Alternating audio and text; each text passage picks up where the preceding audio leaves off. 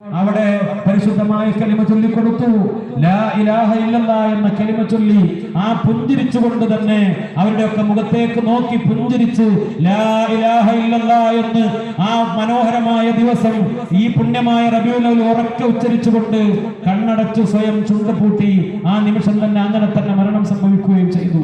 ബഹുമാനപ്പെട്ട സമസ്തയുടെ ഉലമാക്കളുടെ ഒക്കെ ചരിത്രത്തിൽ അൽഹംദുലില്ലാഹ് 3 കൊല്ലം മുമ്പ് ബഹുമാനപ്പെട്ട ഉസ്താദിന്റെ ജനാസ ഖബറടക്കാൻ പോകുന്നതിന് മുമ്പ് ബഹുമാനപ്പെട്ട മോയിൻകുട്ടി മാഷ് എന്നോട് പറഞ്ഞു, മക്കളുമായി ബന്ധപ്പെട്ട് ഈ മരണാനന്തര ചടങ്ങുകളുടെ ചെലവൊക്കെ അത് സമസ്ത വഹിക്കാമെന്ന് പറയണം എന്ന് പറഞ്ഞു.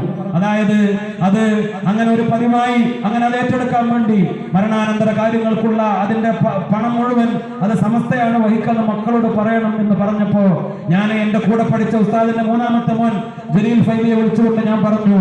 അപ്പോൾ ജലീൽ ഫൈലി പറഞ്ഞു, 3 കൊല്ലം മുമ്പ് ഉപ്പ എഴുതി വെച്ചിട്ടുണ്ട് കഫൻ തുണി വാങ്ങാൻ, അതേപോലെ ഖബറിന് കൊടുക്കാൻ, ഓരോ കാര്യത്തിന് വേണ്ടി അന്ന് ഒരു കുറിപ്പില് കടലാസിൽ ഓരോന്നും ചെലവിന് എഴുതി വെച്ച് അതിനൊക്കെ ഉള്ള സംഖ്യ ഒരു കവറിലാക്കി ഭദ്രമാക്കി ഇക്കാക്ക മൂത്ത മകൻ അബ്ദുറഹ്മാൻ ദാരിമിയുടെ കയ്യിൽ 3 കൊല്ലം മുമ്പ് വാപ്പ ഏൽപ്പിച്ചിട്ടുണ്ട്.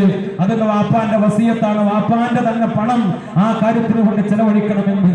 മരിക്കാൻ വേണ്ടി അതിന് ഒരുങ്ങി എല്ലാ കാര്യങ്ങളും റാഹത്താക്കി വെച്ച് അങ്ങനെ ജീവിച്ച സാത്വികരായ മഹാന്മാർ വളരെ റാഹത്തോടുകൂടെ ഈ ലോകത്തോട് യാത്ര പറഞ്ഞു പോവുകയാണ്. അല്ലാഹുവേ, ആ മഹാന്മാരൊക്കെ ഏറ്റവും വലിയ ഇങ്ങനെയുള്ള പുണ്യകർമ്മങ്ങളൊക്കെ ഞങ്ങൾക്ക് പഠിപ്പിച്ചു തന്ന് തൗഹീദിന്റെ അഹ്ലുകാരായി അവരാ തൗഹീദിന്റെ അഹ്ലുകാര് ലാ ഇലാഹ ഇല്ലല്ലാഹ് എന്ന കലിമ ചൊല്ലി ഉദൂറോടുകൂടെ ഒക്കെ വഫാത്തായി പോയ ശൈഖുനാ ശംസുൽ ഉലമയെ പോലെ കണ്ണിയത്ത് ഉസ്താദിനെ പോലെ അങ്ങനെ ബഹുമാനപ്പെട്ട കഴിഞ്ഞു പോയ എല്ലാ മഹാന്മാരും ഈ അടുത്ത് വഫാത്തായ ബഹുമാനപ്പെട്ട സൈനുൽ ഉലമ ചെറുശ്ശേരി ഉസ്താദിനെ പോലെ കോയക്കുട്ടി ഉസ്താദിനെ പോലെ അവരോടൊക്കെ മരണം അങ്ങനെ ആയിരുന്നില്ലേ?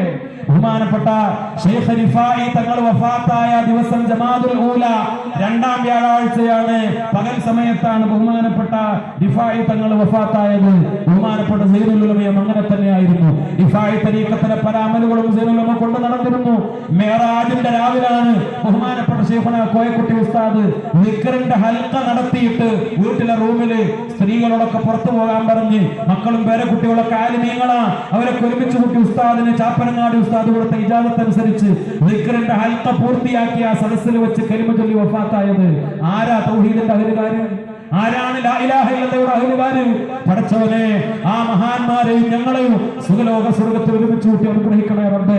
ഞങ്ങളെ രോഗികളായ ഉസ്താദോട് പ്രത്യേകിച്ച് ബഹുമാനപ്പെട്ട ശൈഖുനാ കൂട്ടുമല ഉസ്താദ് സമസ്തയുടെ ഇന്നത്തെ വളരെ ആവേശത്തോടെ ചുറുചുറുക്കോടെ എല്ലാ പ്രവർത്തനങ്ങളും ഏറ്റെടുത്ത് ഞങ്ങൾക്കൊക്കെ എല്ലാ ധൈര്യവും നൽകി ഏത് വലിയ കാര്യങ്ങളും ഏറ്റെടുത്ത് ഈ കാലഘട്ടത്തിന് അനുയോജ്യനായ ഒരു നേതാവായി കരുത്തോടെ നേതൃത്വം നൽകുന്ന ബഹുമാനപ്പെട്ട കൂട്ടുമല വാപ്പ മുസ്ലിം അല്ലാഹുവേ, അദ്ദേഹത്തിന്റെ രോഗം പരിപൂർണമായി നീ ശിഫയാക്കി കൊടുക്കണേ റബ്ബേ.